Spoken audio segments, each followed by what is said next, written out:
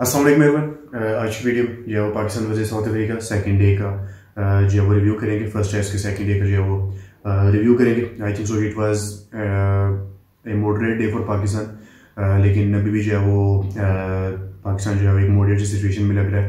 And I think सो के match जो है वो ज़्यादा डिपेंड करेगा अब डे 3 पे कि पाकिस्तान जो है वो कैसी बैटिंग जो है वो डे 3 के लिए कंटिन्यू करते हैं। लेकिन सबसे पहले जो है वो रिव्यू स्टार्ट करेंगे और साउथ अफ्रीका की बैटिंग से जो है वो कंटिन्यू करेंगे। एंड साउथ अफ्रीका ने जो है अपनी दिन की शुरुआत की from 82 for 3 with Aiden Markram and Temba Bavuma on the crease. और एडिन मार्करम में बहुत ही ज़्यादा जो है वो अच्छी बैटिंग की, 89 रन जो उन्होंने वहाँ पर स्कोर किए। आई थिंक सो कि सेंचुरी को करनी चाहिए थी। अच्छे दिख रहे थे, अच्छे टच में थे, बहुत ही अच्छी जो उन्होंने शॉट्स भी लगाए बास को। इस तरह से उन्होंने एक दो फोर्स लगाए फ्लिक पे, दोज वर वेरी ब्रिलियंट और he deserves a century out, लेकिन सेंचुरी जो है वो अनफॉर्चुनेटली उन्होंने मिस की। But at the end it's good for Pakistan. उसके बाद टैम्बा बवूमा 31 रन जो उन्होंने बनाए, थोड़ा सा अच्छे लग रहा था कि रन स्कोर करेंगे क्योंकि बहुत ज़्यादा उन्होंने जो है वो पेशेंस शो की। लेकिन एट द एंड जो है एक ख़राब शॉट और एक ख़राब गेंद को जो है वो टच करते हुए आउट हुए। उसके बाद डेविड बेडिंगम आए, उन्होंने भी जो है वो अच्छे शॉट्स लगाए और अच्छे जो उन्होंने 30 रन जो है वो फास्ट उन्होंने जो है वो रन बॉल ऑलमोस्ट उन्होंने वहाँ पर स्कोर किए। बट वो भी आउट हुए, एक ख़राब शॉट के आउट हुए और स्ट्रीप में जो है उन्होंने वहाँ पर एक आसान सा कैच दिया।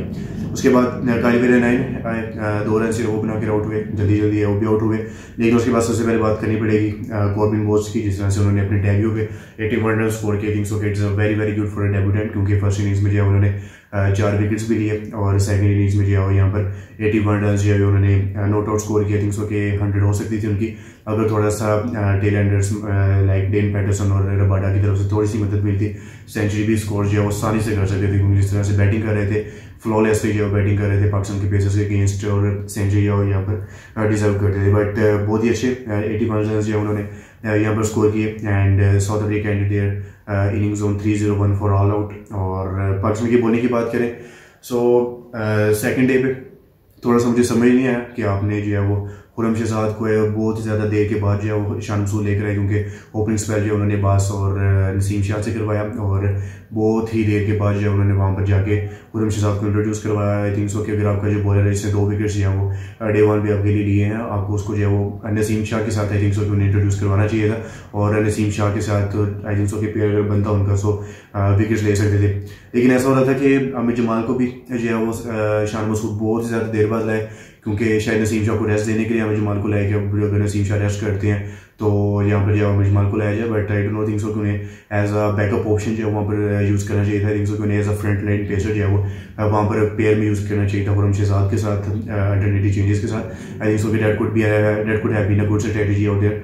बट वही है कि अमित जमाल को जो है वो बहुत ही ज़्यादा देर से और as a backup option for Naseem Shah use किया गया और खुरम शहजाद को भी जो है वो बहुत ही ज़्यादा देर के बाद लाया गया। अब्बास लग रहा था कि अपनी लाइन और लाइन थोड़ी सी मिस कर रहे हैं, थोड़े से रस्टी नजर आए। आई थिंक सो कि अगर पाकिस्तान को कंटिन्यू करता है अगले टेस्ट सीरीज में जो वेस्ट इंडीज के खिलाफ है, so he could do better. But इस मैच में जो है बहुत ही ज़्यादा रस्टी नजर आए, लाइन लेंथ जो है वो ज़्यादा मिस कर रहे थे। नसीम शाह उन्होंने बहुत अच्छी बॉलिंग की, 3 विकेट जो उन्होंने लिए, बैक टू बैक जो उन्होंने बैक टू बैक लिए और मिडल ऑर्डर को जो है वो कम्प्लीटली वहाँ पर डिस्ट्रॉय किया। नसीम शाह ने बैक टू बैक जो है उन्होंने वहाँ पर टैम्बा बवूमा की विकेट ली। उसके बाद उन्होंने जो डेविड बेकिंगम की विकेट ली, वेरेना की विकेट ली। And I think so he was looking very good और उन्होंने जो बैक टू बैक विकेट ली। उसके बाद खुरम शहजाद को जो है वो बाद में इंट्रोड्यूस कराया गया, उन्होंने भी जो 3 विकेट्स ली। अमित जमाल उनको भी जो है वो डिफरेंसेस में जो है वहाँ पर यूज़ किया गया। और शान मसूद की कैप्टनसी पे जो है थोड़ा सा मतलब कि क्वेश्चन आया, क्योंकि अमित जमाल पे एज उन्होंने नसीम शाह का बैकअप इस्तेमाल किया, क्योंकि नसीम शाह को मतलब रेस्ट देने के लिए उन्होंने अमित जमाल को लाया।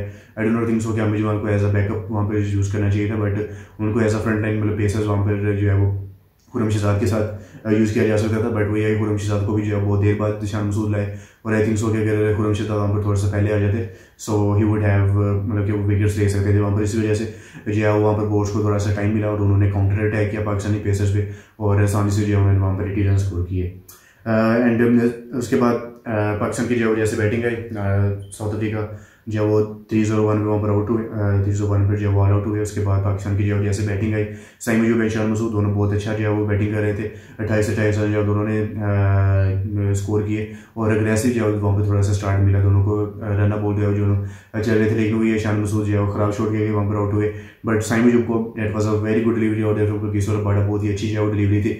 लग रहा था कि फुल लेंथ होगी, थोड़ा सा आगे पीछे हुई थी, साइम ने जो स्ट्रेट ड्राइव करने की कोशिश की, but it was a good length delivery and he got bowled out there, but that was a very very good delivery out there from Kagiso Rabada. उसके बाद कामरान गुलाम आए, वो भी जो है वो खराब शॉट के आउट हुए, but Babar Azam despite his nature जैसे लगता है कि वो लोग बाहर की डिलीवरीज को एच करते हुए आउट होते हैं, लेकिन यहाँ पे जो है बहुत ज़्यादा उन्होंने पेशेंस दिखाया, बहुत ज़्यादा जो है वो डिलीवरीज को लीव किया उन्होंने and it was looking very good out there. लेकिन कामरान गुलाम बहुत ही खराब शॉट के जो है वो आउट हुए, एक चौका उन्होंने लगाया और बाहर जाती हुई गेंद को जो उन्होंने वहाँ पर छेड़ा, अपनी गोट आउट देर। उसके बाद सौशिक एंड बाबर आजम और on the crease with Pakistan 88 for the loss of 3 wickets. अब जो है वो डे 3 से क्या एक्सपेक्ट किया जा सकता है?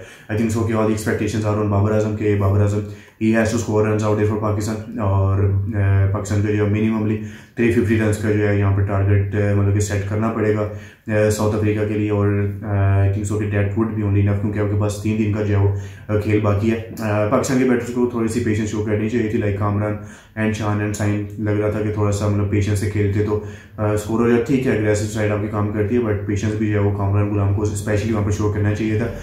Now expectations are on Babar Azam, Saud Shakeel, Rizwan and Salman Ali और 3-4 बैटर्स पर है कि किस तरह से खेलते हैं, but big expectations are from Babar Azam कि he has to score a big 100 on day 3, इसी वजह से जो है वो पाकिस्तान जो है इस मैच को सेव कर सकता है।